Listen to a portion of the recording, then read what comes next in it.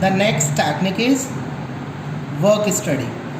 Work study जो है वो हमारी 4 स्टडी के बाद हमारी वर्क स्टडी बनती है। सो सबसे पहली स्टडी आती है मेथड स्टडी, सेकंड हमारी आती है मोशन स्टडी, उसके बाद हमारी फैटिग स्टडी और जो लास्ट आती है टाइम स्टडी। इन चारों से मिलकर हमारी वर्क स्टडी बनती है। अब वर्क स्टडी के बारे में जब हम पढ़ेंगे तो हमें इन चारों के बारे में पढ़ना पड़ेगा। So now we are talking about the work study. It ensures the maximum production at the minimum cost and getting best contribution from every factor.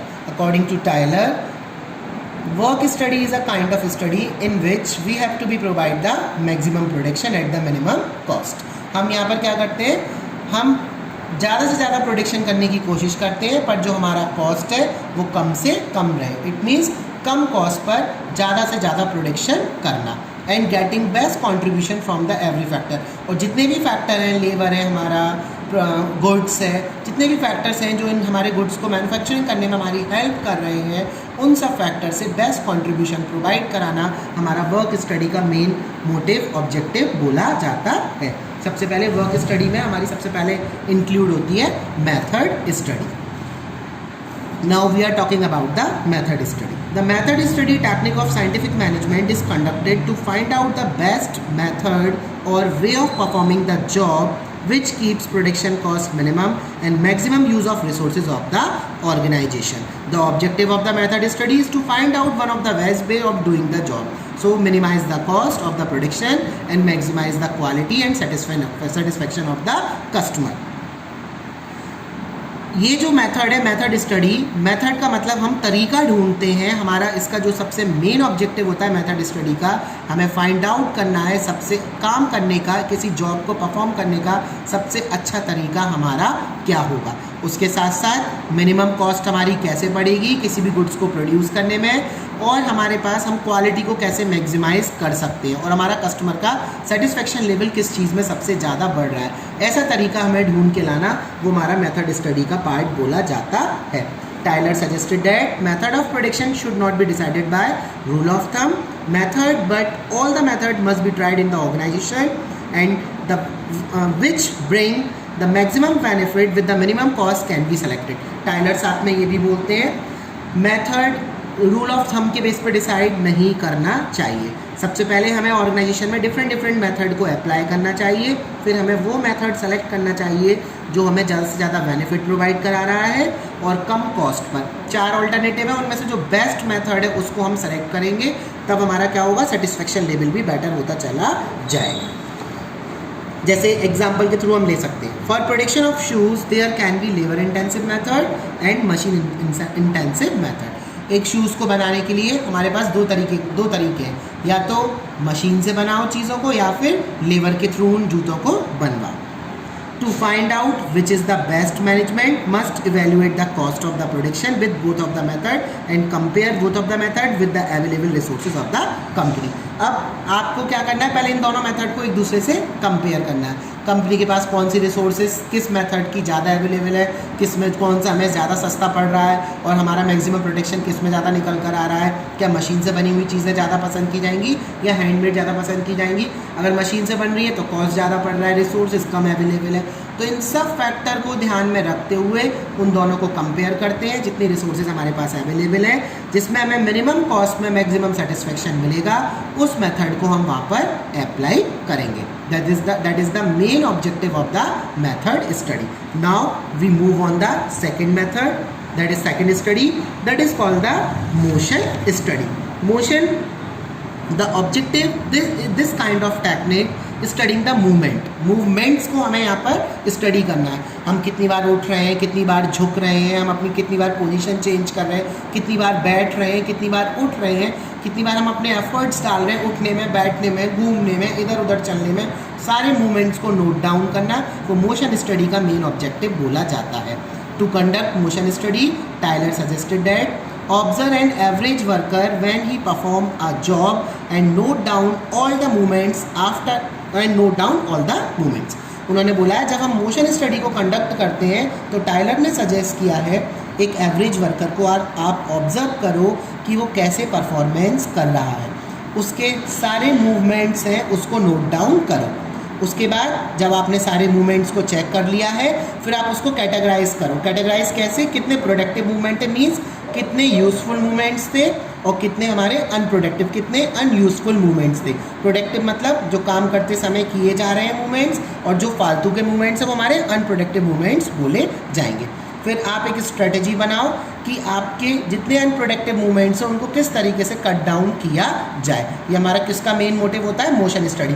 For example मैं बैठा हुआ हूँ और टूल बॉक्स मेरा नीचे रखा हुआ है ज़मीन पर, और मैं बैठा हुआ स्टूल पर और मशीन ऊपर लगी हुई है, तो मुझे बार बार बैंड होना पड़ रहा है। मैं बैंड हो रहा हूँ तो मेरा क्या हो रहा है, मेरी बॉडी के जो मूवमेंट्स है बहुत ज़्यादा हो रहे हैं, मेरी एनर्जी लॉस हो रही है। एनर्जी लॉस हो रही है तो मैं चल रहा हूँ, उठ रहा हूँ, थोड़ी थकान महसूस हो रही है। तो ये सब चीज़ें मुझे क्या हो रहा है, ये मेरे वेस्टफुल मूवमेंट है।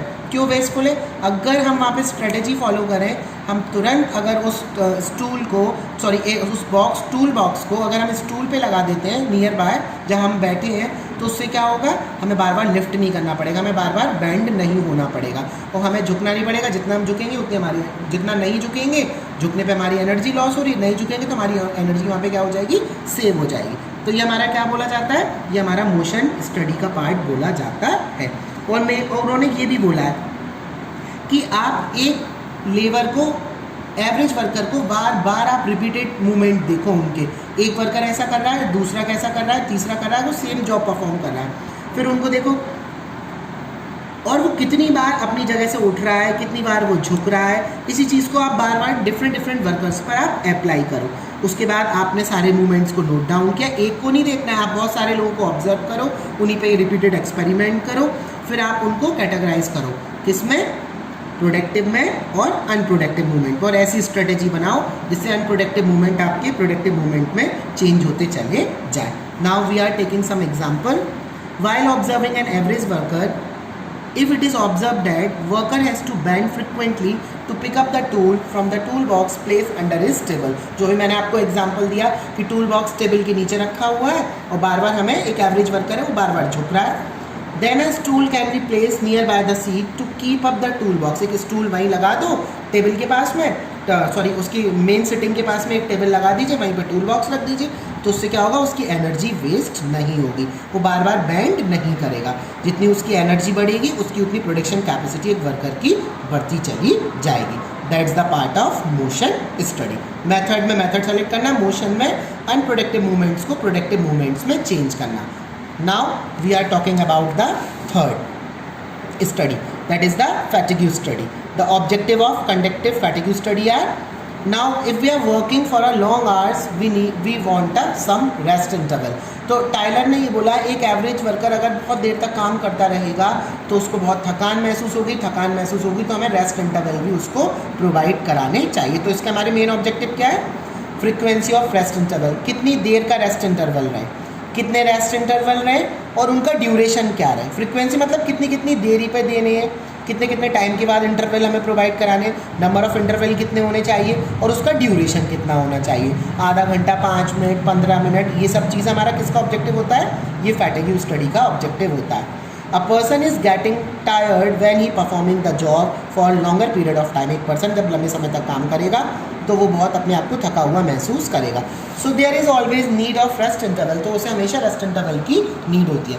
So Taylor suggested that the rest interval should be provided after conducting fatigue study, not by the will and wish of the manager. तो उन्होंने ये बोला है आपको एक स्टडी कंडक्ट करना चाहिए, उसको क्या नाम देते हैं, फैटिग स्टडी बोलते हैं, ना कि मैनेजर की विश एंड विल के अकॉर्डिंग होना चाहिए। While performing job, note down the time of worker when he getting tired. जब वो जॉब परफॉर्म कर रहा है तो आप नोट डाउन करिए वो कब अपने आप को थका हुआ महसूस कर रहा है, उसका टाइम नोट करना स्टार्ट कर दीजिए। And when his efficiency level decrease, कब उसकी एफिशिएंसी जो लेवल है वो उसका डाउन होता चला जा रहा है। Then give them break, so all things decided objective of fatigue study. और उसको कब ब्रेक देना है, कितने ब्रेक देने हैं और कितनी देर के ब्रेक देने हैं, कितने बड़े ब्रेक देने हैं, छोटे ब्रेक देने हैं, जिससे वो अपने आप को फ्रेश फील करे। जितना वो फ्रेश फील करेगा उतना हमारा प्रोडक्शन कैपेसिटी भी बेटर होती चली जाएगी। तो that's the part of fatigue study. अब फैटिग स्टडी की हम बात करते हैं तो हम साथ में एक एग्जाम्पल लेते हैं, एग्जाम्पल के थ्रू हम इस फैटिग स्टडी को समझाएंगे। If there are 3 shift of the work, अगर 3 शिफ्ट है लगातार काम करने की, if after 1 shift worker gets tired, he can be assigned first and third shift. 3 shift चल रही हैं, एक शिफ्ट के बाद वर्कर अपने आप को थका हुआ महसूस कर रहा है, दूसरी शिफ्ट का उसको बिल्कुल रेस्ट दे दो, तीसरी शिफ्ट में जब वो फिर काम करने आएगा तो अपने आप को पूरा री एनर्जाइज करके आएगा, उसकी एनर्जी लेवल बढ़ा हुआ होगा, जब एनर्जी लेवल बढ़ा हुआ होगा तो उसका परफॉर्मेंस लेवल भी बढ़ता चला जाएगा. So give them rest interval for the second shift. Second shift के लिए उसको फ्री कर दो. During one shift also, small pauses of rest interval can be given.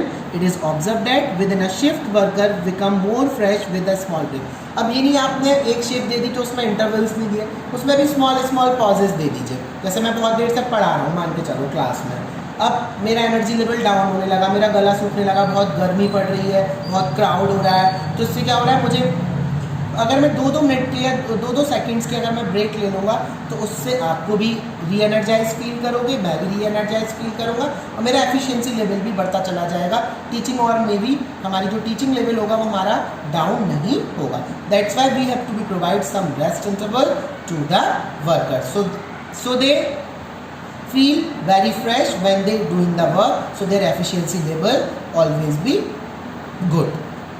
Now we are talking about the fourth study, that is the time study. The objective of the time study are set the standard time for performing the job. सबसे पहले हम standard time set करें. किसी भी job को हमें कितनी देर में ख़त्म करना है ये मैनेजर के विजन विल पर बिल्कुल डिपेंड नहीं करता है.